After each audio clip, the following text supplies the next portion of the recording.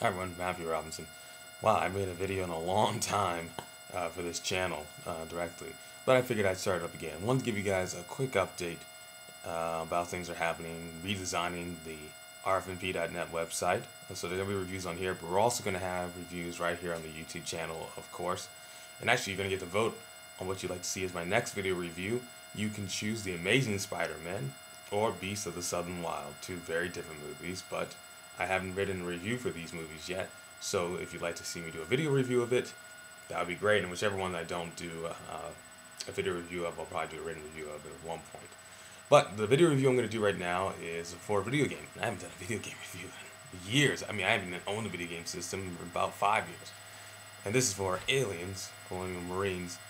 Uh, and I'm a huge fan of Alien and Aliens. Not 3 and 4, though. Those were terrible. Those sucked. But I'm a big fan of Alien and Aliens. And so I was very excited to play this game. I mean, it had a great marketing campaign, beautiful trailer with the music for Moon by Clint Mansell. It just was really well done, and I was thinking, man, this game's got to be awesome. But man, Gearbox it really dropped the ball on this project. It starts off very promising. You had some pretty exciting encounters with the aliens and some cutscenes or in-story cinematics. They don't really do a lot of cutscenes anymore in video games. I don't know. I honestly think it's lazy because they don't want to just do good, nice graphics. But that's just me. Anyway, it was pretty well done. It had the first like hour of the game is actually pretty exciting. Then it gets really dull, and it becomes a very standard first-person shooter. Very standard first-person shooter.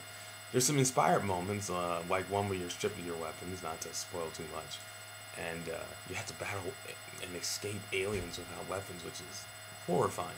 And it was really well done. It kind of reminded me of like an independent game that a friend introduced me to called Amnesia.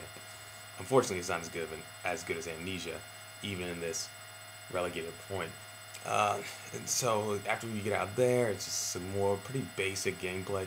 Really, what's disappointing is the AI from your team and the aliens. The aliens, which in the movies are incredibly smart. I mean, human smart, are just kind of stupid here. They just run around and jump out and make scary noises, but it's not really scary because it's silly. And so that was a very disappointing aspect of the game. The story has its moments. There are some moments where I was like, wow, this is getting me kind of excited, especially in the first half. And then there's a twist later that I won't spoil that kind of gets you back into the story. But the ending is just representative of the entire game, and I won't spoil as like I've mentioned a couple of times. But geez, man, it is such a sloppy ending, very sloppy ending, and the whole game is sloppy. There's glitches. There's like pretty much only one or two music tracks that use the entire game. I mean, it's like with all the years they've been developing this, it's not like they have to rush this out.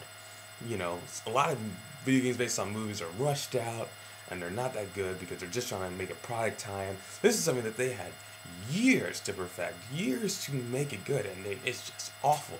It's just really, really awful. And I hope someday they make a really good Aliens game, but this is not it.